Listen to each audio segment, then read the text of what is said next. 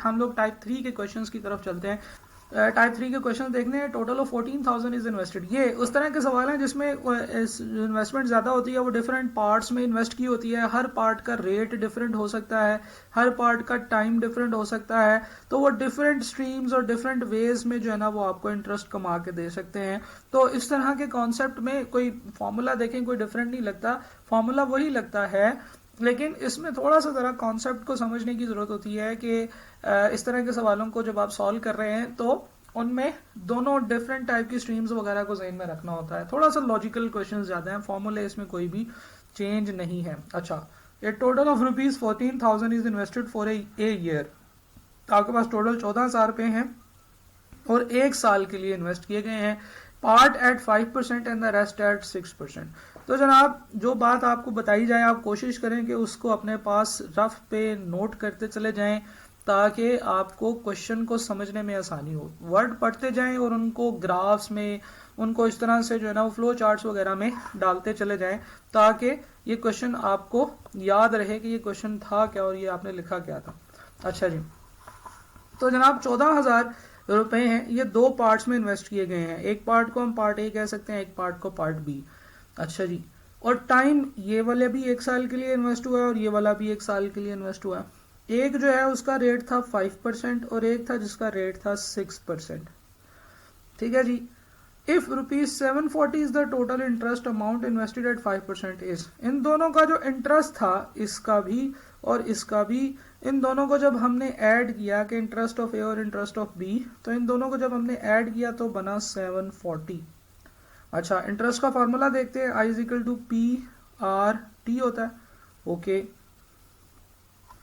अब जरा देखें आपके पास प्रिंसिपल अमाउंट जो है वो फर्स्ट इन्वेस्टमेंट के केस में कितनी है, ए है, तो मैं इसकी जगह पे ए लिखूंगा, रेट की जगह पे 0.05 और टाइम की जगह पे 1 साल, प्लस अगर हम बी के प्रिंसिपल की बात करें तो that is B, interest rate है जी 0.06 और टाइम है जी 1 साल, तो ये बनेंगे 740 रुपये।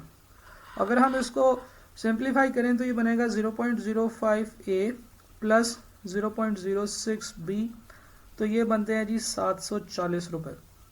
तो ये एक इक्वेशन आ गई है जिसमें ए और बी इस्तेमाल हुए हुए हैं और हमें ये पता है कि ए और बी दो वेरिएबल्स हैं जो हमने फाइंड आउट करना है। ओके, इसके अलावा अगर हमारे पास दो अननोन वेरिएबल्स हों तो फिर हमें दो ऐसी इक्वेशंस चाहिए जिनमें वो दोनों अननोन वेरिएबल्स इस्तेमाल हो रहे हों, तो फिर हम लोग उन दोनों वेरिएबल्स की जो उनको साइमल्टेनियसली सॉल्व करके उनका आंसर फाइंड आउट कर सकते हैं। तो यहाँ पे ये बात उसने हमें यहाँ पे इस इंफॉर्मेशन की तौर पे दी है कि अगर हम इन दोनों को ऐड करें, ए प्लस बी करें, तो मेरे पास 14,000 रुपये आते हैं। अब जनाब हमारे पास दो इक्वेशंस हो चुकी हैं, दो अननोन वेरिएबल्स हैं। एक दो बच्चों ने मेरा सर खा मारा कि जी मुझे बताएं कि ये आप इसको कैसे सॉल्व करेंगे। तो जनाब अभी मैं आपको कैलकुलेटर के ऊपर इसको सॉल्व करके दिखा देता हूँ। इस कैलकुलेटर में आपने करना ये है कि आपने मॉड पे क्लिक करना है और यहाँ से 5 इक्वेशंस पे क्लिक करना है और उसके बाद नंबर 1 इक्वेशंस के ऊपर। तो आपने ए बी और सी की जगह पे वो वाली वैल्यूज लिखनी है जो कि यहाँ पे ए के साथ वो लिखेंगे जो ए के साथ जो लिखा हुआ है वो पहले यहाँ पे एंटर करेंगे, जो बी के साथ लिखा है वो यहाँ पे, जो सी के साथ लिखा हुआ है वो यहाँ पे। और ये चीज़ें जो है ना ये मैं वीडियोस की फॉर्म में आपके साथ ऑलरेडी शेयर कर चुका हूँ। तो यहाँ पे मैं लिखूंगा 0.05 फिर इक्वल टू 0.06 फिर इक्वल टू फिर 740 इक्वल टू, तो पहले वाली इक्वेशन के साथ जो वेरिएबल्स हैं वो आपने पुट कर दिए यहाँ पे 1 1 और 14,000। तो जब आप इक्वल टू प्रेस करने के बाद एक दफ़ा इक्वल टू प्रेस करेंगे तो आपको पता चलेगा कि x इज़ 10,000, यानी कि जो पहला वेरिएबल था वो 10,000 था जिसको यहाँ पे हम a कह रहे हैं, और दूसरा जी 4,000। तो 10,000 और 4,000 ये दो वेरिएबल्स हैं जिनको हम लोग यूज़ कर रहे हैं। तो जो पहला है जो 5% पे इन्वेस्ट हुआ है डैट इज़ एक्चुअली 10,000, जो 6% पे इन्वेस्ट हुआ है डैट इज़ एक्चुअली 4,000। तो जनाब उसने हमसे ये पूछा था कि अमाउंट इन्वेस्टेड एट 5%, तो 5% वाला पार्ट जो है वो कौन सा है, ए है, तो हमारा करेक्ट आंसर होगा जी 10,000। ठीक है जी। अच्छा, अगला क्वेश्चन इसी तरीके से था कि John invested money in 2 schemes A and B offering compound interest. देखें उसने बता दिया कि ये कंपाउंड इंटरेस्ट का सवाल है। 5% per annum and 10% per annum. अब कंपाउंड इंटरेस्ट के केस में आप अपने आप से अगला सवाल ये पूछते हो कि कंपाउंडिंग फ्रीक्वेंसी क्या है, तो कंपाउंडिंग फ्रीक्वेंसी उसने यहाँ पे नहीं बताई, तो दिस मीन्स कि कंपाउंडिंग फ्रीक्वेंसी क्या होगी, जी बिल्कुल एनुअल कंपाउंडिंग फ्रीक्वेंसी होगी।